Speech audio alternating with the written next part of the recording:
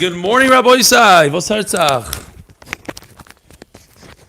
Gary, do me a favor. Monitor, YouTube is not good? Fine. Monitor it for a second because it went off before. It's good now? YouTube is on. YouTube is on. Okay. Shkoyach.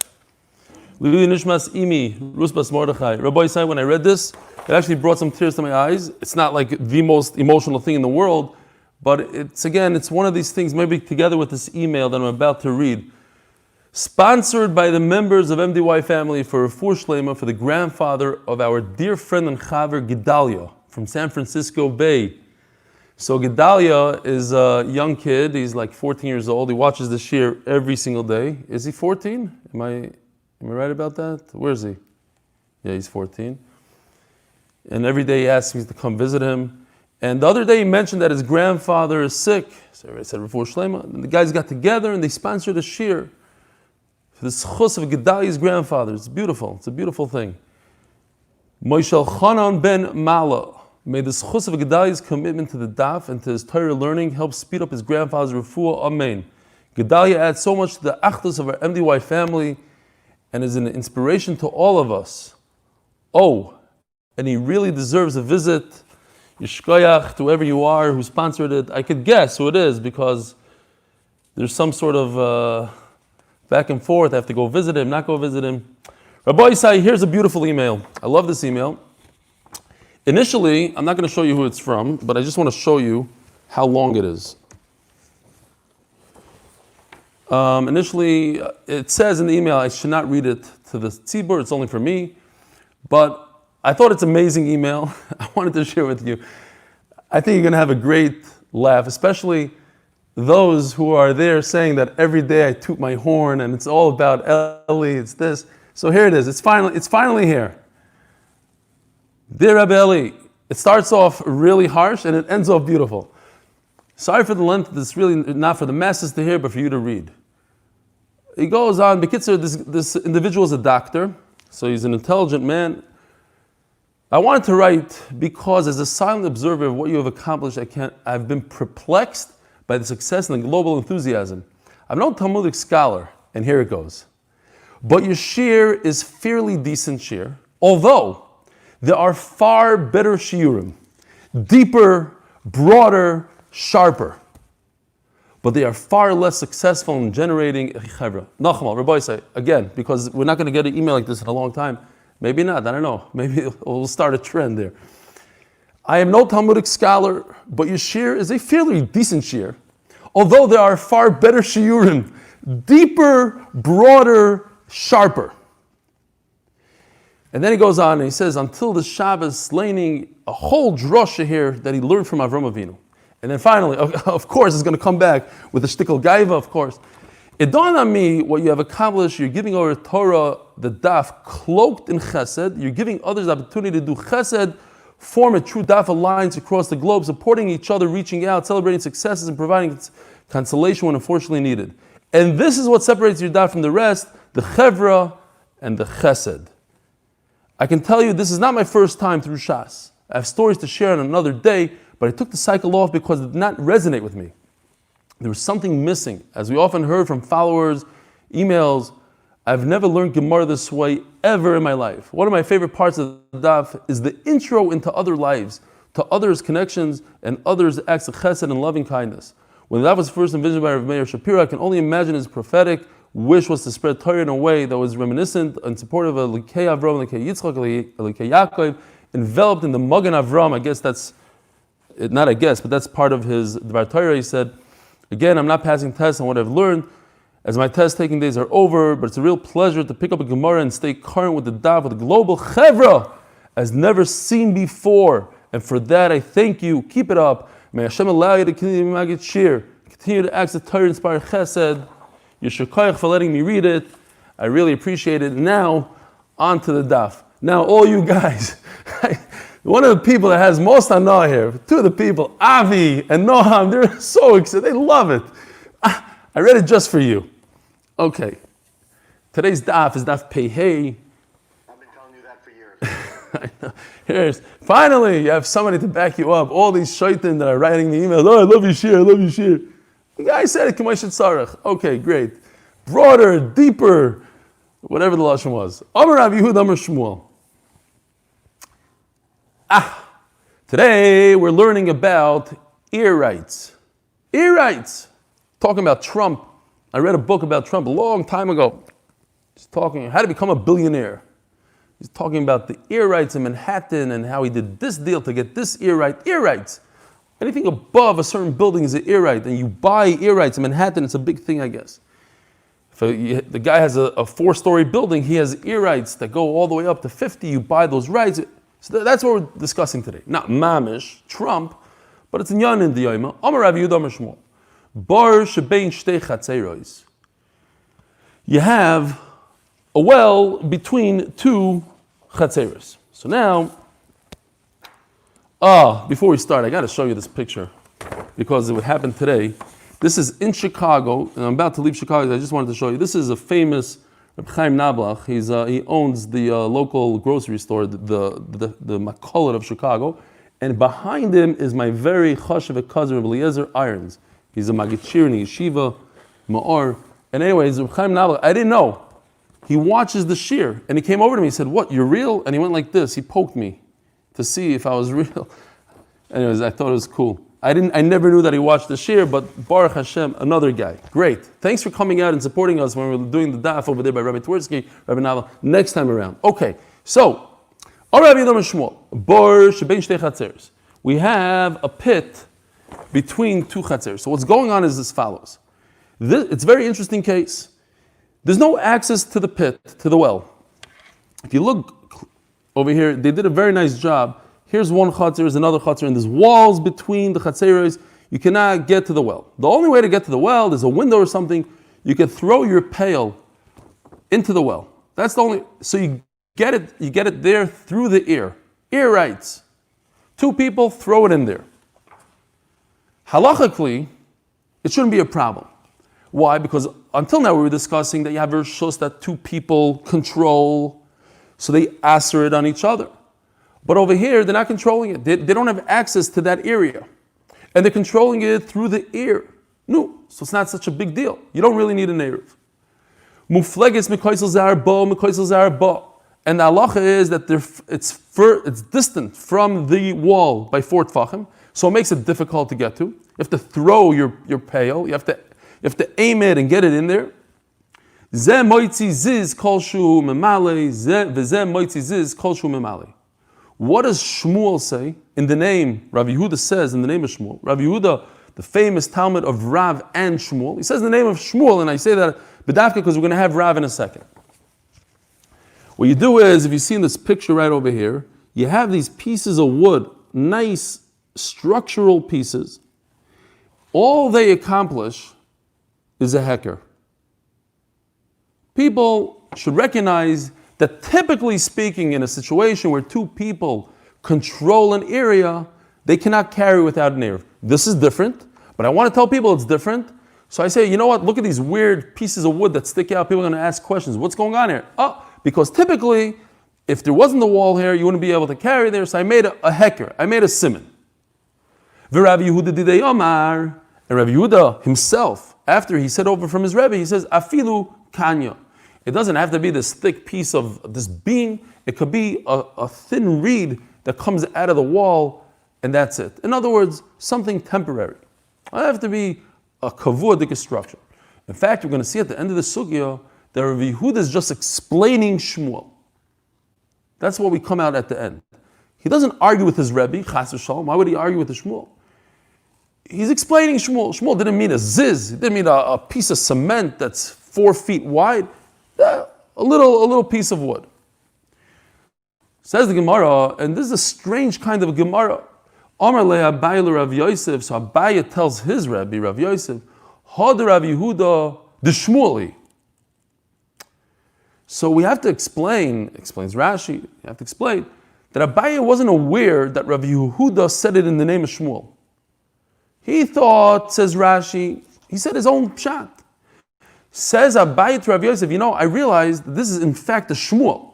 This is not a Rav Yehuda, this is Shmuel. Yeah, he's 100% right. Rabbi Yehuda said it in the name of Shmuel, but Abaye chaps this on his own. The Rav. Now, Rabbi Yehuda could have said it in the name of Rav. Why? Because he also learned by Rav. So Abaye is saying, listen, I know for a fact he said it from this Rebbe, not from this Rebbe. Why? When it comes to ear rights, when it comes to just ear, one person cannot answer. If he has the right to go through the ear, if he has the right to throw his pail into a bar, he doesn't make the other guy usher. When you and I could use a chutzner or a certain area together, we have a gag like we had yesterday, we're going to talk about it soon. There's a gag, people in Rosh Hashanah could use it, people from the Mirpeset could use it, whatever. Okay. But over here, it's ear rights. The only way we could get it is through the ear. Rav says a chiddush, and we have to remember this because all the way Talmud Beis by the Mishnah, this is what we're going to be discussing. This Rav and this Shmuel. Rav says that the fact that you have ear rights, you cannot answer on your friend. It's not considered two people controlling the area. Because what are you controlling? You're controlling ear. Ear is nothing. If you control land, you control a rishos, great. But ear is not. That's what Rav Tain is. Okay. So Memela, there's no reason according to Rav to put out a ziz, to put some sort of heker. Now, Uda Shmuel Meicha, and where did Abaye realize that Rav Yehuda must have said it from Shmuel? Yesterday's sugya should be easy for us. We're going to be discussing some of these sugyas we had yesterday. Here's the setup. Today we have a little bit of a chiddush in this case. What's the situation? The situation is that you have a merpeset here that the people from the house could use this merpeset. Easier for them to use the merpeset than the guy in Rosh Hashanah. According to Rashi, this is 10 tefachim away. The height of this is a gag. This is a rooftop. This gray area. The guys from Rosh Hashanah can use it, and so can the guy from the merpeset can use it. So two people are sharing the rishos. And the halacha is that if there's a sulam kavua, there's a staircase that's permanent, so it shows that the guys from the house actually use, a lot of people don't use the rooftops, right? A lot of people, especially in America, but people in Eretz Yisrael, let's say, you have access, there's some sort of ladder, who goes on the roof, who makes a barbecue? If you live in the city, you live in Manhattan, you live in Chicago, so you use the rooftop. People in Eretz Yisrael usually don't use the rooftop that much. So how do I show that I'm going to use it? I want bailas? I put a ladder. If I want a ladder and I have a nice staircase, it goes up to the roof, I'm showing people, this is mine, and therefore I take it away from the people from Rosh Harab. Fine.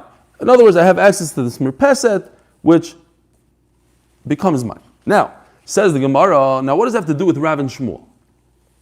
How did the Gemara see here a case of ear rights? What does this have to do with ear rights? Right? That's what we're discussing, ear. Says Gemara, you have a rooftop that's right next to the Rosh Hashanah.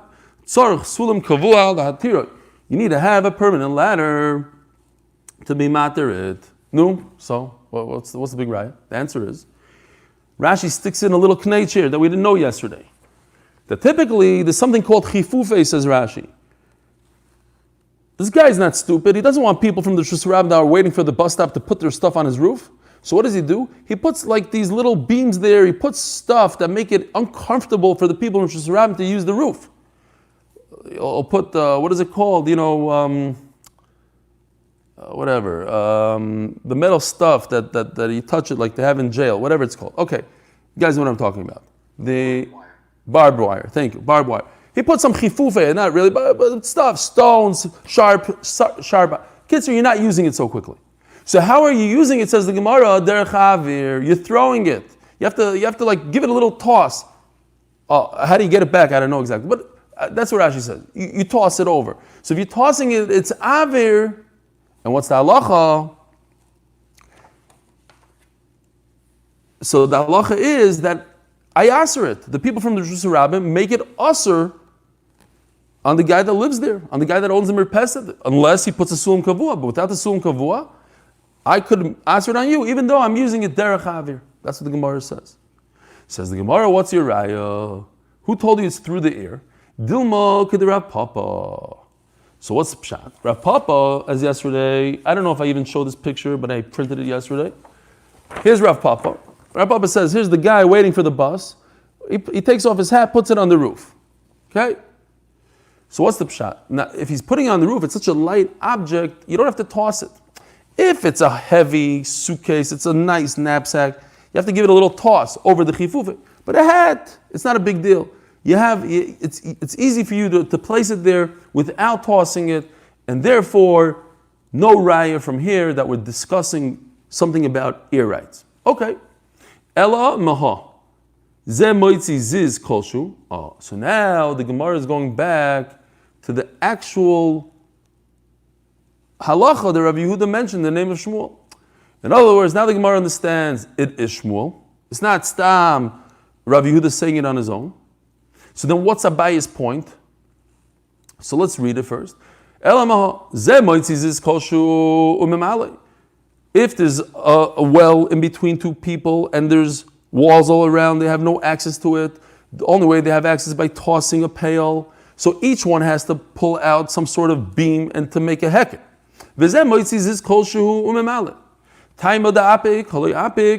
The only if you put it out there and you make a heker. But if you don't, amrinon adam oisal chaveroi derech avir. So you see from here, first of all, the halacha. The halacha is, according to Shmuel, I can make it usher on you to use that area, even though my only way to access that area is through the ear. Yesterday, in the case of the gag, you're accessing by just putting it down. No, over here is a case of aver, I have to toss it, it's 4 tefachim away from the window, or whatever I have to toss. Okay, that's Shmuel. What did Abaye come to be mechadish? Abaye came to be mechadish that Shmuel didn't mean a ziz, a massive piece, even a kana. In other words, he's not arguing on his Rebbe, which wouldn't make sense. He's just explaining his Rebbe. What my Rebbe said, I have to make a heker. It could be a heker kolshu. It could be a kana. Udrav mehecha. Now, where does Rav get his idea that a person does not aser through the ear? Eli memaha shtei gezus teroi zulam al mazu. The good news is we had this yesterday. We're familiar with this halacha as well. What's the case? The case of two balconies over the water. One is higher than the other. Let's say even 10 tefachim, as we're going to see in a second. The upper one made a box, like a shaft, and through that he draws water. And we explained that this box, we pretend good aches, it goes all the way down to the water. The water is a caramelist, he's in Rosh Hashanah, therefore it's as if the box goes all the way down and the Rosh Hashanah extends all the way to the water, and therefore I could draw water. Great. The problem is, what about this guy? This guy needs to toss it he has to make a direct shot, hit the basket, and draw water and pull it back up. They built this wooden thing or whatever it's made out of. It could be made out of glass or whatever. But they didn't do it for the bottom guy. They're both awesome because they both have access and they can both, it's two people controlling one domain. And you have to make an eruv. So you're dealing with, even though it's 10 tefachim tall, it's close by. But what if it's distant? One balcony has a distance, the sideway distance. The horizontal distance is 4 tefachim. Well, the bottom guy doesn't have a way to draw water. The bottom guy doesn't ruin it for the upper guy. Why not? Here's his raya, because it's through the ear. The only way he could access this shaft is by tossing something through the ear. Through the ear doesn't ruin it, says Rav. Here you see that ear rights don't ruin it for the second guy. Says the Gemara, Dilma Shani Hacha. The kiv in the lazeb is rika v'shilshul ulazeb shilshul chudei kilazeb is rika ulazeb petach dami. All right, listen. I read Rashi for you. I did my homework over here, and I'm explaining it very easy. I didn't want to drink from the same cup that the cat, whatever, so I didn't have a cup. Basically, what the Gemara is saying here is very interesting, because we were thinking about this yesterday. Rav is not worried about going sideways and down. Zrika and Shilshul. But the Gemara now introduces, according to Rashi, I think that's the Pshat in Rashi, that there's 3 ways here. He has to go upwards 10 tfachim, sideways 4 tfachim, and then downwards. Those 3, obviously, when you throw it, it goes, when you shoot a basket, you're only shooting, it's one shot. But you're trying to, what's the word, transverse, or whatever the word is. You want to go on Turushu, you want to go up and sideways. Okay, it's on an angle, but you're doing 2 things. You're going 10 tfachim up, 4 tfachim to the side. Those 2 things together with shilshul, with drawing up, that's a problem according to Rav. That's why he says, I cannot answer my buddy when I have to do three things, and he only has to do 1. He only has to go downwards. So, in other words, Rav might agree in concept to this idea that if it's much easier for one guy than the other guy, then the guy that's much easier for, he wins, he controls. He just doesn't agree that if it's very slight difference or whatever, in this case, since it's horizontal, vertical, horizontal, and downwards, then he says the guy on the upper porch wins. If you look in Rashi de Ramaskal Shani Acha, he says the kivin de lezeh bezrikas avir. That's number 1. Uzrikas goiva, and throwing it vertically. Vishilshul, 3 things. What does he call it? The Gemara calls it. It's as if kilozeh bezrika. It's as if one guy has to throw it. Ulezeh bepetach dami. It's as if, look at this guy. Look how easy the guy over here has it. All he has to do is put his pail down. That's like he has an opening. It's like he has a door. He's right there. Where this guy has to suffer and he has to throw it and he has to aim and make sure his pail hits the basket, the goal, and get it in there. That's a lot of work. So we cannot bring a raya from that case, because maybe that's why Rav says that he doesn't ruin it. The bottom guy doesn't ruin it because he's working too hard. But maybe typically, if it's just the easy throw, a sideway toss, maybe it's different. Maybe Rav agrees that he does ruin it. Aver does ruin it. Elamaha. Again, in the name of Rav, there's 2 houses, and there are 3 ruins, 3 ex-houses. There used to be houses. So the simple pshat, if you picture it in your mind, you see a row of 5 houses. Similar to this picture right over here. This is a house, and there's 3 ruins in between. 1, 2, 3. Says the Gemara. What's the halacha? Rav says, this guy doesn't have great access to the churva, but he could throw things into there. So can the guy on the left, he could throw into the churva right next to him. So therefore, each one gets 1 churva. The problem is the middle one. Today we're turning to Daf Pehei Omid Beis, sponsored in memory of my mother, Shelel Bat Aaron Hirsch, and Bracha by her son, Dr. Alan Listhouse, and sponsored by the Austin and Tobias grandchildren, Lina Nishmas, our Bubby, Zissel Bas Chaim. The Neshamas should have an aliyah. So we just turned to Pehei Omid Beis. V'emtzoi Aser, this middle guy, this middle house, is Aser for both of them. As you're going to see soon, they both have access to it. They control it the same exact way. And Memela it's Aser. Yosef Rabroin of a Kamala Shmaita. Now, Rabbi Isai, do me a favor for a second. Just for fun, turn to Daf Ayin Daled Amid Aleph if you can. 10 lines from the bottom. This down for fun. Yosef Rabroin of a Kamala Shmaita. Amalei Rebbe Lazar. Rabroin said this thing, whatever he said. Amalei Rebbe Lazar said, Bar Birav Amar Shmuel Achi, you yeshiva man. This is what Shmuel said. Who is he saying? Shmuel. Shmuel said this? Amalein. Yes, Shmuel said it. Amalei. So he told him, Achvili Ushpizik. Could you please show me Shmuel's house? Achvili. He showed him his house. Also, come to Shmuel. Amalei. Omar Marhachi. Did Shmuel, you say this? Amar le'in, yes, I said it. V'amau da'amar, but it's impossible. Oh, ein lanu Yomi Eruvin el koloshim Mishnah seinu. You can only go like the Mishnah. Ishtik, he was quiet. Okay, now turn back to our daf. Top line. Yosef Rabroin of the Karmel Shmaitza, same exact person as daf Ayin. What daf was it? Ayin Dalid? Ayin Dalid Omid Aleph. Omar Le Rebbe Lazar. You have to be Garish Rebbe Lazar. Barbi Rav. Omar Avachi. Yeshiva man. Rav said this. Now he's not saying Shmuel. He's talking a completely different halacha, but it's word for word the same story.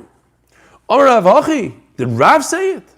Amalei in he answered in the same thing he answered over there. Achvili Ushpizi must show me his house. Achvilei showed him his house. Also the Kamei the Rav, so he runs into Rav's house. Amalei, Amar Hachi, did you really say this? Amar, that what? The two guys, you have two houses, and there's three ruins. Each house gets one ruin next to him, and the center ruin not. He says, I sure did say it. What, you have a problem with it? Omar lei v'omaru do omar lezebishil shul zebizriko shnei masurim. So it comes out a murdik thing here. Gevaldik chap here. Rebbe Lazar tells Rav, why is the middle guy osir? Think about it. Why is he osir? L'chayr he's osir because lezebizriko ulezebizriko. The only access, even to the side guys, we said bezrika, but the only access that each house has to the center one is throwing a rope right through his churva to the middle churva. Throwing a thing for, and you said it's asur. What does that tell me? That tells me, Rav, that through the ear I could asur something. The guy on the right is answering the guy on the left's house, the churva, because he could access it through the ear, through throwing it. Oh, so you, Rav, amoida to me that I could answer through the ear. Forget about what we learned. The Rav said you can't answer through the ear. But you, Rav, in this case, you just proved to me that you could answer through the ear. So then why is the house next to each guy mutter? The guy all the way on the right could toss something. He has a good arm. He'll toss it right through the windows. It's a churva. It's a wide open space. It's like a backyard, a long... Throw a ball, no problem. Any American teenager could throw a ball from this house to this churva right here. So what are you going to tell me? Yeah, but the guy in the house, all he has to do is lower something into the churva. And the guy over here has to throw it. Oh, says Rebbe Lazar, but that's the case. Lezeb is shilshul, lezeb is zrika, even though it's much harder for the guy to throw it. But according to Rav, it doesn't make a difference. The degree of difficulty doesn't really matter in this case. He's b'shilshul, the guy on the left, he lowers it down, and the guy on the right has to toss it really hard, a 90-mile-an-hour ball. So what? They're equal. They control it equally. So if they control it equally, every churva should be asur. Why in the world did you, Rav, say that the churva next to you is mutter to you? But that's only because he chapped him on the center churva. If the center churva is asur, it must be because you agree that throwing asurs it on the second guy. So if it asers it, it should aser it also on the first churva, not only on the center churva. So what does he answer him? I'm not going to back down, says Rav. You think that these three churvas are in a row? That's not what I meant. That's not what I was talking about. But it's a beautiful question. Sometimes through a question you get beautiful pshat in the sugya. Loi, the kaimik chatzuva. Chatzuva, says Rashi, is like a pedestal with legs. So what does it look like? It looks like this. Each one has one churva next to him, and then there's a third one on top, like three legs. They're equal. So what's the pshat? So now, the only way I could get to my friend's churvas through the ear, Rav holds through the ear does not aser. And this guy, I could get to easy by putting down a rope into the window. So zeb b'shilshul is aser. They have easy access to the back churva. And that's why it's aser. Not because they can throw it, but because they have easy access to it. Meil it's aser. Rashi asks here, so but the rest of the part should be mutter. Fine. Zok the Gemara. Omer Papa Rava.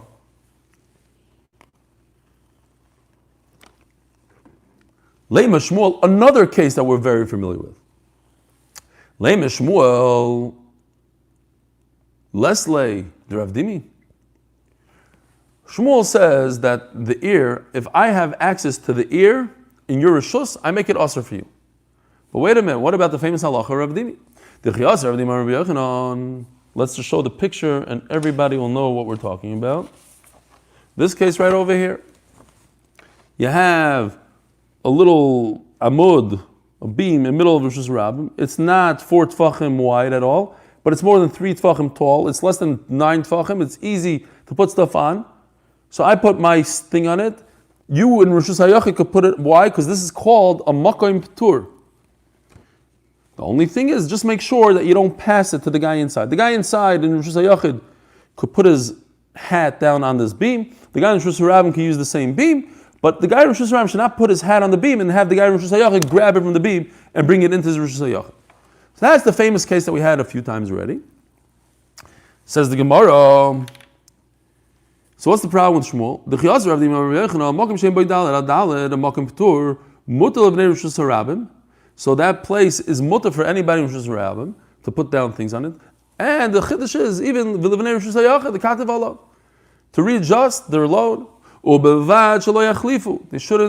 They shouldn't make the object go from one rishus into the other rishus, into Rosh Hashanah, from Rosh Hashanah to Rosh Hashanah and vice versa. So what's the kasha? So again, these are deep gemaras over here, a lot of svaras. So the Gemara is asking that since it's not, I'm just explaining what Rashi says.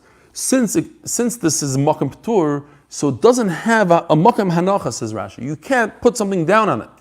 It's not considered a rishus at all. What is it? It's ear. If it's not a rishus, it's not a rishus hayach, it's not a rishus haram. What is it? It's ear. It's a makom p'tur. I mean, the top of a needle head, is that a makom? It's not a makom. So what is it halachically? Ear. It's a small rishus. It's less than 4 tfachim wide. But Rav Dimi says it's okay. I can put my hat down. But according to Shmuel, I'm answering. Everybody from Rosh Hashanah gets to use it. And so how could the guy from Rosh Hashanah? I mean, how could different people use it? We all answer on each other. Says the Gemara, no, big chiddush. Hasam Rishuya is da'iraisa. In this case of the hat, we're talking about going from Rosh Hashanah, which is da'iraisa, to Rosh Hashanah, which is a Issa da'iraisa, haitzah, and vice versa. So I don't have to make. And what's the Gemara's question? According to Shmuel, there should have been like nice zizin coming out of this makom p'tur. You should have had a sign that says, "Hey, guys, don't confuse this with another rishus. There's 2 people controlling this, but it's a makom p'tur. It should be a nice beam, 2 zizin coming out from the wall. But you don't need it.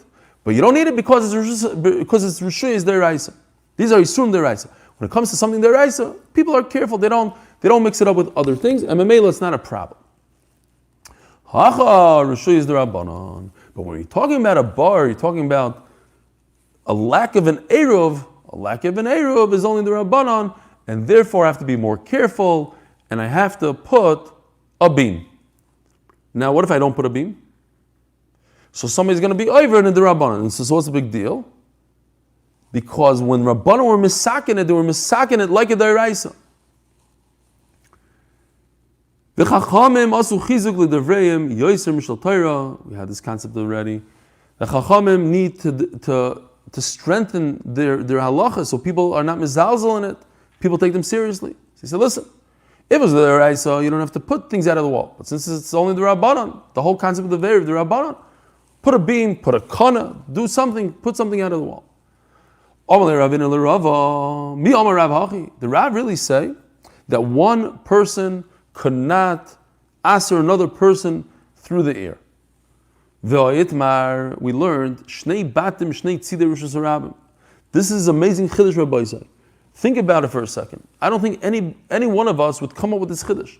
Can I toss a ball from my house on one side of the street to the other side of the street when I own the other house? I own both houses.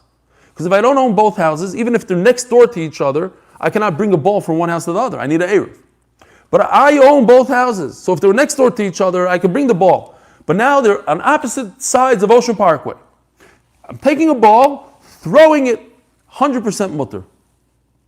You believe it? 100% mutter. Why? Because I'm crossing in a Makom P'tur. I'm crossing above Rosh Hashanah. It's above 10 Tfachim. I'm throwing the ball in a place that's not Asr. I'm not saying we didn't have this Chiddush before, but you see the Chiddush, it's like, wow, you can throw a ball across Ocean Parkway on Shabbos. Now, you'll say, but why? What if it doesn't land in the other guy's house? In my house? It's not going to land. What are the chances that I have such great aim, I'm going to get the ball right into my yard? And if it doesn't go into my yard, it falls and bounces back into Ocean Parkway. So I did an Akira in Rosh Hashanah, and the Hanacha was in Rosh Hashanah. Is that a problem? It's not a problem. You know why? Because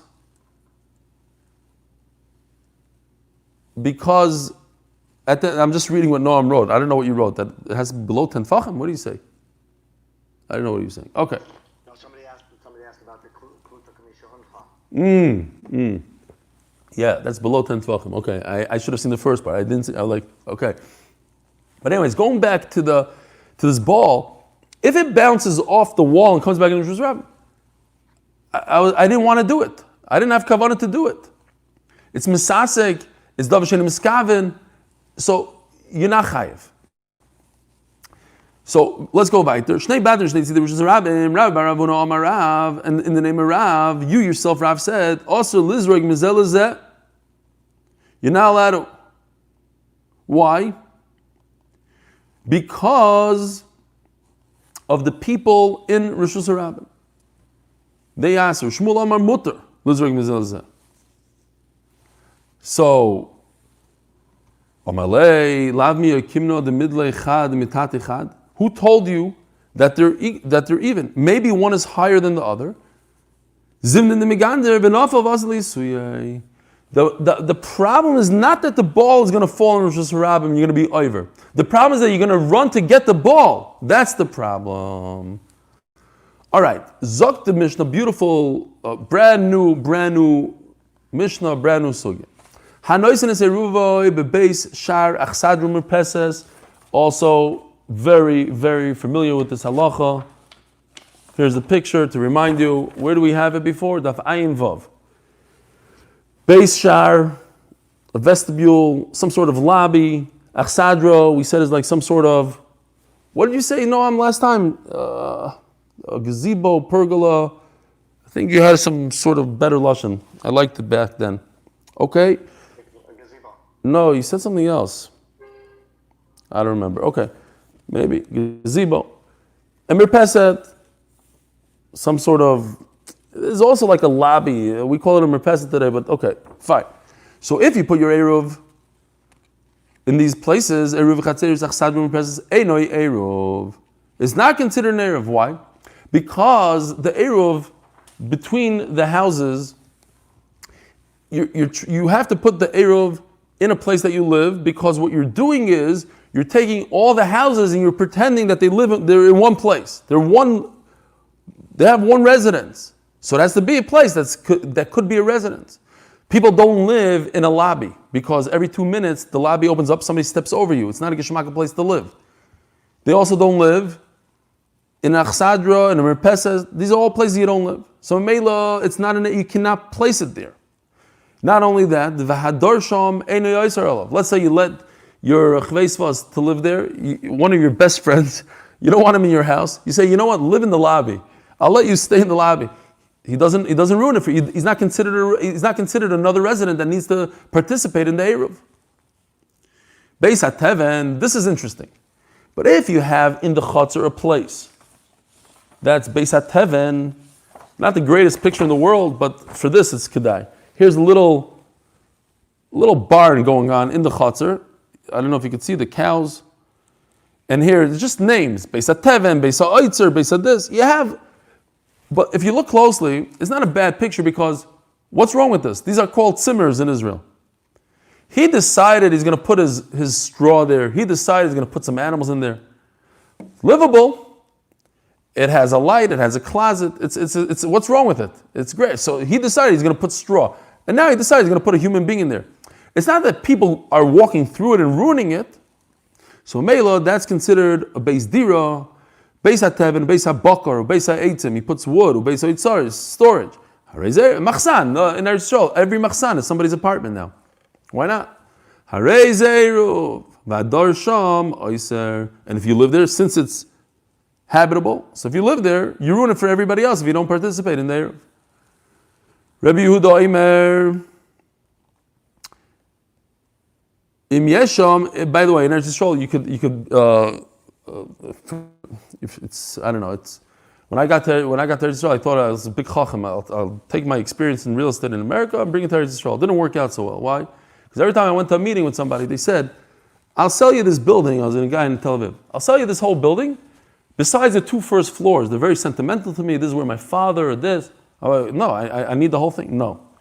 And then the next building, he'll sell me the whole building, but he didn't really have a yishur to build on it. He's going to get it. It's coming in 1 week. 1 week, I'm telling you right now, 1 week the yishur is coming. But right now, kids, everything was missing. So this is what Rabbi Yehuda says. You could, in America, I don't know if they could appreciate this line so well. Rabbi Yehuda Omer, Im yesham tfisa siyat shel bal habayis. If the owner still, he has something going on in this, he rented you the entire house, but not the front closet. And we'll see exactly what he's putting there. Eini Oyser. Even though a whole mishpacha lives in that house, they don't participate in the Eruv. It's still the Baal Habayis' house. Fine. Omer Rabbi Shmuel bar Sheilas, Kol Mokim Shomru Hador Shom Eini Oyser, Hanoisen is Eruv Eini Eruv. So he gives a rule. It's basically what we said in the Mishnah. But we'll see what the Chiddush is. If a person himself living there, a homeless guy that lives in the hallway doesn't do anything, he's not considered a resident because people don't live like that. So if you place the Eruv in that place, it's not an Eruv. Why? Once again, you have to place it in a residence. And if a person is not a resident by living there, so then you can't place it in that place. However, if there's a vestibule to go into a shar yachid, a chatzar, says Rashi, not the house, because there's a Tosfos, I forgot what this Tosfos was, at Ayin Hey Amud Beis, all the way in the bottom, I believe. Okay, it's not important for now. He brings this Rashi, and he says, it's not also ledira. If it's a base l'chatzar, it's not ledira, but it's different. That what? Chutz mebeis shar diyochid. That if you place the Eruv there, you don't live there, but if you place the Eruv, it's okay. However, the Eruv that we make for a mavoi, so that all the chatzeros could use the mavoi, and we call it a shitov, you could place the shitov in these places. Chutz me'avir mavoi. You can't just put it in the mavoi, because one halacha that you need by mavoi is it doesn't have to be in a residence, because it's not a residence. It's not. You're not trying to accomplish the same thing. You're trying to combine the chatzeros, not the houses. But you have to put it in a place that will be kept and won't be lost. You put it in the middle of a mavoi, somebody's going to take it. Michael Mashmalon, what's the big chiddush here? Tanina, Hanaisin is Eruv Sharach Sadrum Pesas, Eino Eruv, Eruv Udulay Havi, Hoshituv Havi. We learn, okay, the whole mission is talking about an Eruv, but of course you could put a Shituv. Says the Gemara, Beishar the Yochid, Va'avir the Mavi, it's Richalei. The chiddush is not that you could put the Shituv, but the chiddush is don't put the Shituv stam in a Mavi, because it get lost, and the chiddush of Beishar Diyachad, that if you have a vestibule that goes into a singular chatzar, that you could place the Eruv there. Tani na mehachi, Hanoisen is Eruv, we learned the same thing. Hanoisen is Eruv Beishar, if you put it in the lobby, Achsadra, Umir Pesas, Ubechatzar, Ubemavoi, now we have to understand this is a brisa that's trying to mimic the Mishnah, but a few extra words here. Ubechatzar, Ubemavoi. Hareze Eruv.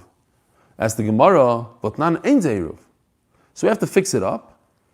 Ema hareze shitov. So you could put a sheet of mavais there, but sheet of mavai lo mintar.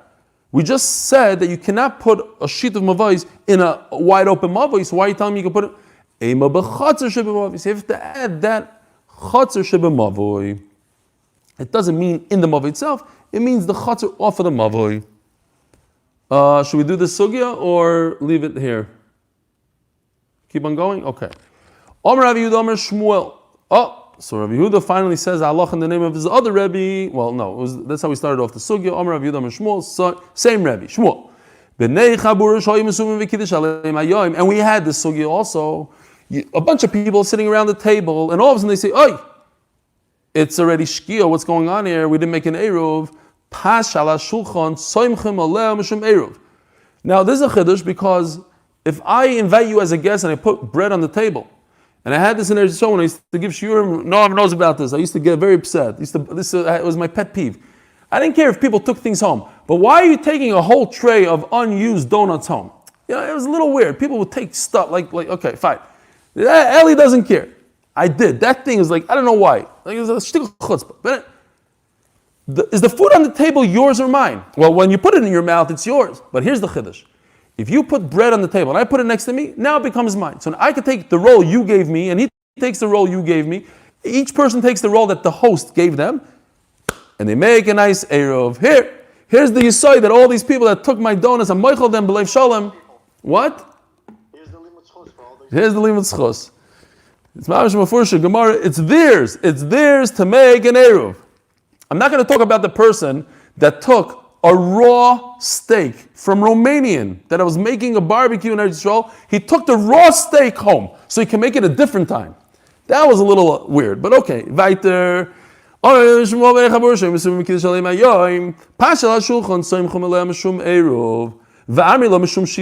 some say you can make a shitov like that. This is pre-corona. Everybody's in the house. Well, we can appreciate this. Now during COVID, everybody's in the chatzar. So chatzar equals shituf, because you're in the chatzar that you need to make an eruv to get into the mavoi. In the house equals eruv. I have a right to you. Eruv chatzar is bechatzar, v'shitufay mevois b'mavoi. We asked the question, how's that possible that eruv chatzar is bechatzar and shituf mavoi is in a mavoi? Eruv chatzar is bechatzar. Why are you telling me you could put an eruv in a chatzar? You can't. You have to put it in a residence, not in a chatzar. So we'll amend it slightly. It doesn't mean in the chatzar, it means the house of the chatzar. And that's like we said before. It's not referring to placing the shituf in the mavoi itself, rather in the chatzar of the mavoi and in the house of the chatzar. Have a wonderful day. We have a new shout out to an Australian, Avi Gordon. Avi Gordon from Australia. Psha. Welcome. We love Australians. I don't know. It's very exotic. The whole Australian thing. Dov Farkash. Is that Dov Farkash's guy? Who schlepped him in? All right. Beautiful. Let's say some Tehillim. Shem Aleis Mamakim Kosich Adonai. Adonai Shema B'Kali Dinin Zachar Shuvayis L'Kol Adonai.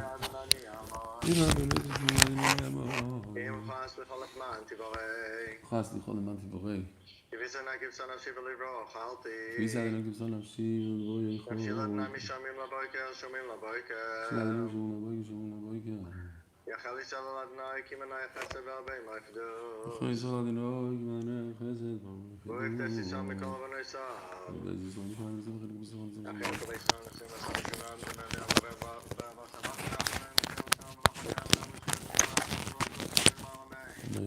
Sorry, I forgot to mention tomorrow's shir because I'm flying tomorrow. Be'ez Hashem, if I don't miss my flight, tomorrow's shir is at 1:30 Chicago time, which is 2:30 New York time. I have no idea what it means in Israel. 9:30 Israel. Okay. So can you do it at 9:15? Israel time? You like beat out in the middle of that. You say here was awesome. What did you say, Mati? What? What in the middle? I lost you in the middle. You went blank. You were talking, but I didn't hear you. When? Just now. Oh. Did it happen during the shir or just now?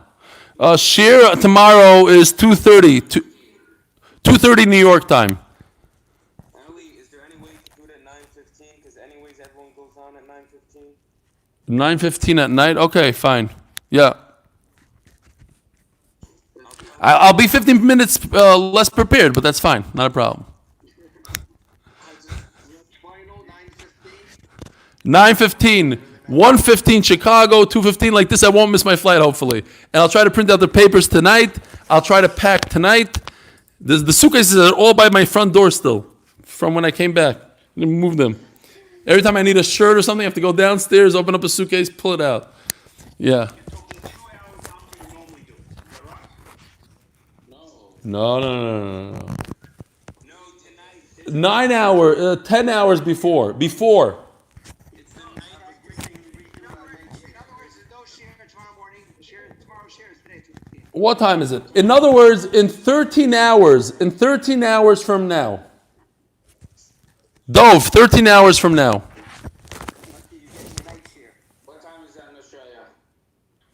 It means Avi and I aren't going to be there. It'll be 6 o'clock in the morning, and Avi will be 11 and we'll be there.